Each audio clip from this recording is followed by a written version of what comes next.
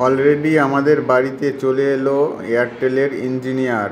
তার যা সামানপত্র আছে ওয়াইফাইয়ের সব কিছু নিয়ে চলে এলো। এই দেখো তোমরা বন্ধুরা, লাগাচ্ছে প্রায় 18-20 দিন পরে। অর্ডার করার পর আমরা পেয়েছি আমাদের ইঞ্জিনিয়ার দাদাকে।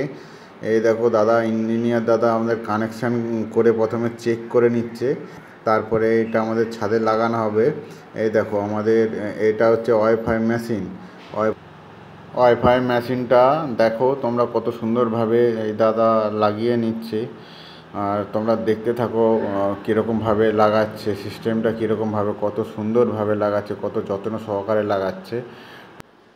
এইটা আবার দেখো তোমরা, এটা ফিটিং হয়ে গেলে এটাকে আবার দেয়ালে লাগানো হবে। ওই দেখো দেয়ালে লাগানো হয়ে গেল। আর এইবারে দেখো আমাদের ইঞ্জিনিয়ার দাদাভাই কি করে। ওরে বাবা, এটাকে দেখছি তো টাইট করে নিচ্ছে যাতে না কেউ খুলে নিতে পারে বা কেউ লাড়িয়ে কেউ নেটওয়ার্কের সমস্যা না হয়, তার জন্য ভালো করে টাইট করে দিচ্ছে।